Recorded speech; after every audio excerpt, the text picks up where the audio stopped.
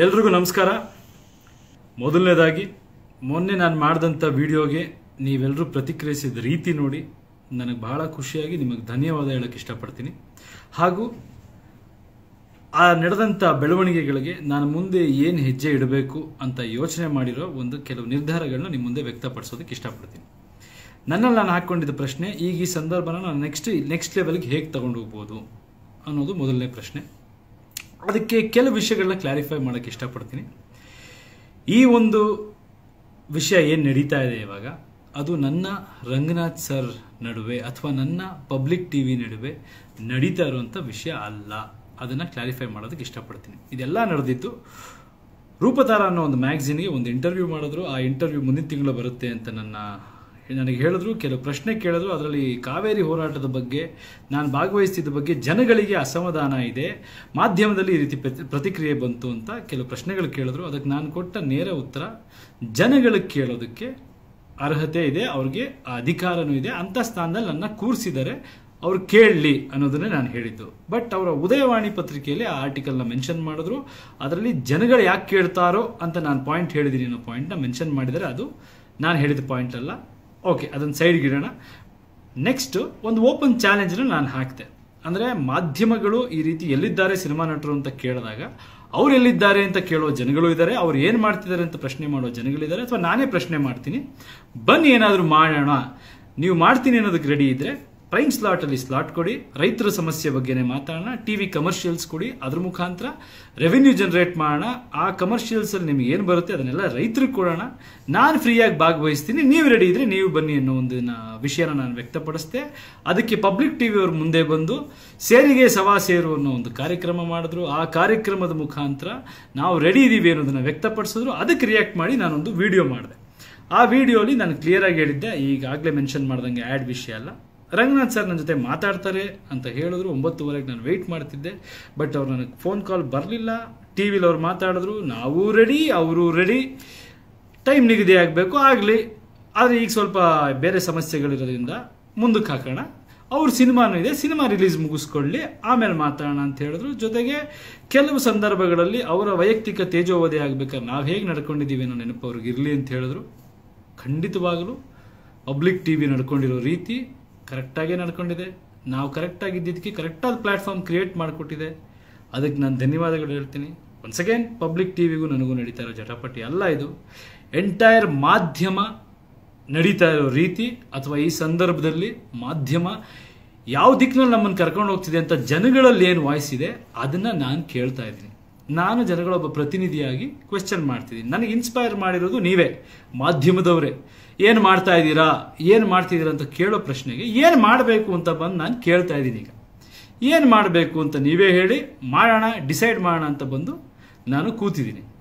ಈಗ ನೀವು ಒಪ್ಕೊಂಡಿದ್ದೀರಾ public TV ಅವರು ರಿಲೀಸ್ ಆದಮೇಲೆ ಅಂತ ಹೇಳ್ತಿದ್ರೆ, ಅದಕ್ಕೆ ಮುಂಚೆ ಒಂದೆರಡು ಪಾಯಿಂಟ್ ಕ್ಲಿಯರ್ ಮಾಡಿಬಿಡ್ತೀನಿ. ಅಕಸ್ಮಾತ್ ಎಲ್ಲೋ ಕೆಲವ್ರಿಗೆ ಏನಾದರೂ ಅನಿಸಿದರೆ, ಎಷ್ಟು ಸಿನಿಮಾ ರಿಲೀಸ್ ಆಗ್ತಿದೆ ಅದಕ್ಕೇನೋ ಒಂದು ಗಿಮಿಕ್ ಮಾಡ್ತಾ ಇರಬಹುದು, ಸಹಜ ಅನಿಸುತ್ತೆ, ಅಂಥದ್ದು ಸಮಾಜದಲ್ಲಿ ನಡೆದಿದೆ ಅನಿಸಿದರೆ ಅವ್ರಿಗೆ ಕ್ಲಿಯರ್ ಮಾಡೋಕ್ಕೆ ಇಷ್ಟಪಡ್ತೀನಿ. ನನ್ನ ಸಿನಿಮಾ ರಿಲೀಸ್ ಆದಮೇಲೆ ಇದನ್ನು ನಡೆಸೋಣ, ನಾನು ರೆಡಿ ಇದ್ದೀನಿ. ಅಥವಾ ಇನ್ನೆಲ್ಲರೂ ಮಿಕ್ಕಿದವರು ಅದಕ್ಕೂ ಇದಕ್ಕೂ ಸಂಬಂಧ ಇಲ್ಲ, ಅವ್ರ ಬಗ್ಗೆ ತಲೆ ಕೆಡಿಸ್ಕೊಳ್ಳಿ, ಮಾತಾಡೋರು ಮಾತಾಡ್ತಿರ್ತಾರೆ, ಮಾಡೋಣ ಅಂತ ನೀವು ಹೇಳಿದ್ರೆ ನಾನು ರೆಡಿ ಇದ್ದೀನಿ. ನಾಳೆನೇ ಶುರು ಮಾಡಬೇಕಾ, ನಾನು ರೆಡಿ ಇದ್ದೀನಿ. ಅದ್ರ ಜೊತೆಗೆ ಇನ್ನೂ ಒಂದು ಹೇಳ್ತೀನಿ, ನಾನು ನನ್ನ ಸಿನಿಮಾ ಪ್ರಮೋಷನ್ನು ನೀವು ಯಾರೂ ಮಾಡೋದು ಬೇಕಾಗಿಲ್ಲ. ಅಂದರೆ ಆ ಎಕ್ಸ್ಪೆಕ್ಟೇಷನಿಂದ ನಾನು ಮಾಡ್ತಾ ಇಲ್ಲ ಅಂತ. ಇವತ್ತು ನಾನು ಏನೇ ಆಗಿದ್ರು ಎಲ್ಲ ಮಾಧ್ಯಮಗಳು ನನಗೆ ಸಪೋರ್ಟ್ ಮಾಡಿ ಬೆಳೆಸಿ ನಿಲ್ಲಿಸಿದ್ದೀರಾ. 100% ಆ ಒಂದು ಪ್ರೀತಿ ಗೌರವ ನನಗೆ ಮಾಧ್ಯಮದ ಮೇಲಿದೆ. But at the same time ಕರ್ನಾಟಕದ ಒಬ್ಬ ರಾಜ್ಯದ ಪ್ರಜೆಯಾಗಿ ಅಥವಾ ನೀವೇ ಕ್ವೆಶ್ಚನ್ ಮಾಡಿರುವಂತೆ ಒಬ್ಬ ರೆಸ್ಪಾನ್ಸಿಬಲ್ ನಟನಾಗಿ ನಾನು ಒಂದು ಬೇರೆ ಸ್ಟೆಪ್ ತಗೊಳಕ್ಕೆ ನಿಂತಿದ್ದೀನಿ. ನೀವೇನು ಮಾಡ್ತೀರಾ ಅಂತ ಕೇಳ್ತಾ ಇದ್ದೀನಿ.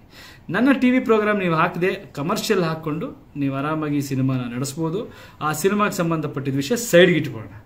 ನಾನು ಮಾತಾಡ್ತಾ ಇರೋದು ರೈತರ ಸಮಸ್ಯೆ ಬಗ್ಗೆ. ನೀವೇ ಕೇಳಿರುವಂಥ ಕ್ವೆಶ್ಚನ್ಗೆ ಬನ್ನಿ ಸರ್ ಮಾಡೋಣ, ಏನು ಬೇಕಾದರೂ ಸರಿ, ನನಗೆ ಗೊತ್ತಿಲ್ಲ, ನಾನು ಮೇಧಾವಿ, ನೀವೆಲ್ಲ ತಪ್ಪು ಅಂತ ಹೇಳ್ತಾ ಇಲ್ಲ, ಬಟ್ ಮಾಡೋದಿದೆ, ಮಾಡ್ತೀನಿ ಅನ್ನೋದಕ್ಕೆ ನಾನು ರೆಡಿ ಇದ್ದೀನಿ. ಕರ್ನಾಟಕದಲ್ಲಿ ಕೋಟ್ಯಾಂತರ ಜನರಿದ್ದಾರೆ ರೈತರಿಗೆ ಒಳ್ಳೇದಾಗಬೇಕು ಅಂತ, ಅವರು ರೆಡಿ ಇದ್ದಾರೆ, ನೀವು ರೆಡಿ ಇದ್ದೀರಾ, ನಾವು ರೆಡಿ ಇದ್ದೀವಿ, ಬನ್ನಿ ಏನಾದರೂ ಮಾಡೋಣ ಅಂತ. ಈ ನಡುವೆ ಕೆಲವು ಮಾಧ್ಯಮಗಳು ಎಲ್ಲ ಚಾನೆಲ್ಗಳಿಗೆ ಪಬ್ಲಿಕ್ ಟಿವಿ ರೆಸ್ಪಾಂಡ್ ಮಾಡಿದೆ. ಪ್ರಜಾ ಟಿವಿ ಅವರು ನಾವು ವೇದಿಕೆ ಕಲ್ಪಿಸ್ಕೊಡ್ತೀವಿ ಅಂತ ಹೇಳಿದಿರ, ಬಹಳ ಸಂತೋಷದ ವಿಷಯ. ಜೊತೆಗೆ ಕೆಲವು ಮಾಧ್ಯಮದ ಹಿರಿಯರು ನನಗೆ ಫೋನ್ ಮಾಡಿ, ನಾವು ರೈತರ ಪರವಾಗಿ ಸಾಕಷ್ಟು ಕಾಳಜಿ ಇರುವಂಥ ಕಾರ್ಯಕ್ರಮಗಳು ಮಾಡಿದ್ದೀವಿ, ರೇಟಿಂಗ್ ಬರಲ್ಲ ಅಂತ ಗೊತ್ತಿದ್ದು ನಾವು ಮಾಡ್ತಾ ಬಂದಿದ್ದೀವಿ, ಇದು ನಿಮ್ಮ ಗಮನಕ್ಕೆ ಬಂದಿಲ್ಲ ಅಂತ ನನ್ನ ಪ್ರಶ್ನೆ ಮಾಡಿದ್ದಾರೆ. ಯಾಕೆ ನಮ್ಮಗಳ ಹೆಸರು ತಗೊಂಡ್ರಿ ಅಂತ ಬೇಜಾರು ವ್ಯಕ್ತಪಡಿಸಿದ್ದಾರೆ. ನಾನು ಅವ್ರಿಗೆ ಹೇಳೋದಕ್ಕೆ ಇಷ್ಟಪಡ್ತೀನಿ, ನೀವು ಮಾಡೇ ಇಲ್ಲ, ನೀವು ಯಾರೂ ಸರಿ ಇಲ್ಲ ಅಂತ ನಾನು ಹೇಳ್ತಾ ಇಲ್ಲ. ಜನಗಳಿಗೆ ಕೆಲವು ಪ್ರಶ್ನೆ ಇದೆ. ನೀವು ಹೇಗೆ ಜನಪ್ರತಿನಿಧಿಗಳನ್ನ, ರಾಜಕಾರಣಿಗಳನ್ನ ಅಥವಾ ಸಿನಿಮಾದವ್ರನ್ನ ಎಲ್ಲರನ್ನೂ ನೀವು ಹೇಗೆ ಪ್ರಶ್ನೆ ಮಾಡ್ತೀರಾ, ನೀವು ನಡ್ಕೋತಾ ಇರೋ ರೀತಿ ಬಗ್ಗೆನೂ ಕೆಲವು ಪ್ರಶ್ನೆಗಳಿದೆ. ಅದು ಜನರ ಪ್ರತಿನಿಧಿಯಾಗಿ ನಾನು ಕೇಳೋದಕ್ಕೆ ರೆಡಿ ಇದ್ದೀನಿ. ನನ್ನ ಜನ ಕೇಳ್ತಾ ಇದ್ದಾರೆ, ಅದಕ್ಕೂ ನಾನು ಉತ್ತರ ಕೊಡೋದಕ್ಕೆ ರೆಡಿ ಇದ್ದೀನಿ. ನಾನು ಹೇಳ್ತಾ ಇರೋದು ಇಷ್ಟೇ, ಎಲ್ಲರೂ ವೇದಿಕೆ ಕಲ್ಪಿಸ್ಕೊಡಿ.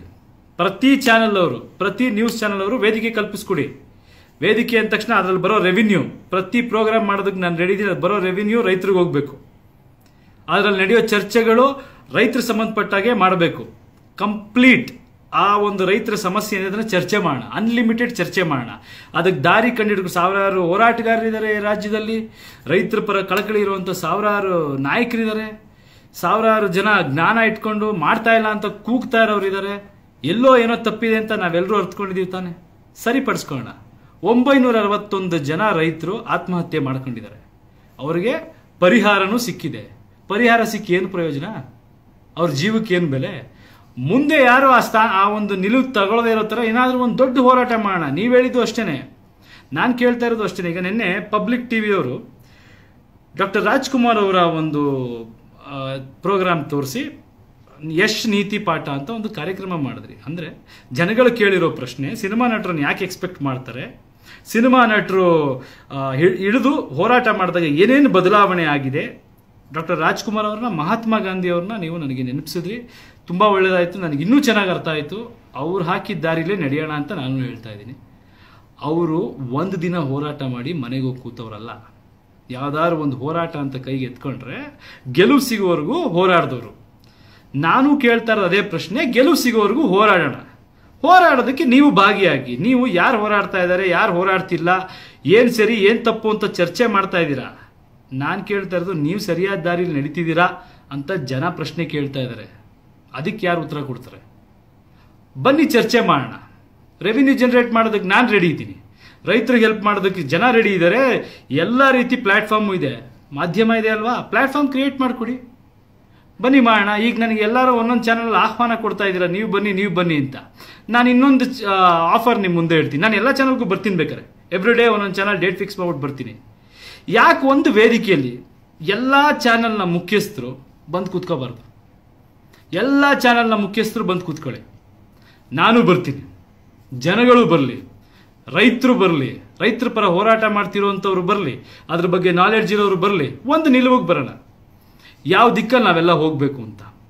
ಒಂದು 2 ತಿಂಗಳು 3 ತಿಂಗಳು ಅಥವಾ ಎಷ್ಟು ದಿನ ಆಗುತ್ತೆ, ಗೆಲುವು ಸಿಗೋವರೆಗೂ ಹೋರಾಡೋಣ, ಎಜುಕೇಟ್ ಮಾಡೋಣ, ಅವರಿಗೆ ಬ್ಯಾಕಪ್ ಕೊಡೋಣ, ಅವ್ರಿಗೆ ಏನು ಸಮಸ್ಯೆ ಇದೆ ಇದು ಕೇಳೋಣ, ಎಲ್ಲಿ ಫಂಡ್ಸ್ಗಳು ಲೀಕೇಜ್ ಆಗ್ತಿದೆ ಕ್ವೆಶ್ಚನ್ ಮಾಡೋಣ, ಅವ್ರಿಗೆ ಏನೇನು ಸವಲತ್ತುಗಳು ಸರ್ಕಾರ ಕೊಟ್ಟಿದೆ ಅಲ್ಲಿ ಅದನ್ನು ತಿಳಿಸೋಣ, ಸರ್ಕಾರದಲ್ಲಿ ಅವ್ಯವಹಾರ ನಡೀತಿದ್ರೆ ಅದನ್ನು ಪ್ರಶ್ನೆ ಮಾಡೋಣ, ಎಲ್ಲ ಮಾಡೋಣ. ನೀವೇ ನನ್ನ ಕೇಳಿರೋ ಪ್ರಶ್ನೆ, ನಟರಿಗೆ ಜವಾಬ್ದಾರಿ ಇರಬೇಕು ಅಂತ ಜವಾಬ್ದಾರಿ ತಗೊಳ್ಳೋದಕ್ಕೆ ನಾನು ರೆಡಿ ಇದ್ದೀನಿ. ಬನ್ನಿ ಸರ್, ಎಲ್ಲರೂ ಬನ್ನಿ, ಎಲ್ಲ ಮಾಧ್ಯಮಕ್ಕೂ ಕೇಳ್ಕೊತೀನಿ, ಇಲ್ಲಿ ಕಾಂಪಿಟಿಷನ್ ಬೇಡ. ನಮ್ಮ ಚಾನಲ್ಗೆ ಬನ್ನಿ, ಇವ್ರ ಚಾನಲ್ಗೆ ಬನ್ನಿ. ನಮ್ಮ ಚಾನಲ್ ಬಗ್ಗೆ ಯಾಕೆ ಬೈದ್ರಿ? ನಾವು ಒಳ್ಳೆ ಕೆಲಸ ಮಾಡಿದ್ದೀವಿ, ಎಲ್ಲರೂ ಒಳ್ಳೆ ಕೆಲಸ ಮಾಡಿದ್ದೀವಿ ಸರ್, ಆದರೂ ಉಪಯೋಗ ಆಗ್ತಾ ಇಲ್ಲ. ಸಾವಿರಾರು ಸಮಸ್ಯೆ ಇದೆ ರಾಜ್ಯದಲ್ಲಿ, ಎಲ್ಲಾನು ಮಾತಾಡೋದು ಬೇಡ, ಒಂದೇ ಒಂದು ಸಮಸ್ಯೆ ತಗೊಳ್ಳೋಣ. ಈಗ ರೈತರ ಸಮಸ್ಯೆನೇ ತಗೊಳ್ಳೋಣ, ಹೋರಾಡೋಣ. ನಾನು ರೆಡಿ ಇದ್ದೀನಿ, ನೀವು ರೆಡಿ ಇತ್ತು ಅಂದರೆ ಎಲ್ಲ ಚಾನಲ್ ಅವರು ಒಂದಿನ ವೇದಿಕೆಗೆ ಬನ್ನಿ, ಅನೌನ್ಸ್ ಮಾಡಿ. ಈಗ 2 ಚಾನಲ್ ಅವರು ಅನೌನ್ಸ್ ಮಾಡಿದ್ದೀರಾ, ಎಲ್ಲ ಚಾನಲ್ ಅವರು ಅನೌನ್ಸ್ ಮಾಡಿ. ಈ ಸವಾಲು ಅನ್ನೋದು ಬೇಡ ಸರ್, ಪ್ರೀತಿಯ ಆಮಂತ್ರಣ ನಾನು ಕೊಡ್ತಾ ಇದ್ದೀನಿ, ನೀವು ಕೊಟ್ಟಾಗೆ. ಎಲ್ಲರೂ ಒಂದು ಪ್ಲಾಟ್ಫಾರ್ಮಲ್ಲಿ ಕೂತ್ಕೊಳ್ಳೋಣ, ಚರ್ಚೆ ಮಾಡೋಣ, ರೈತರ ಸಮಸ್ಯೆ ಏನಿದೆ ಬಗೆಹರಿಸೋಣ. ಇದು ಒಬ್ಬ ಸಾಮಾನ್ಯ ಮನುಷ್ಯನಾಗಿ ಕೇಳ್ಕೊತಾ ಇದ್ದೀನಿ. ನಾನು ರೆಡಿ, ನೀವು ರೆಡಿ ಇದ್ರೆ ಬನ್ನಿ.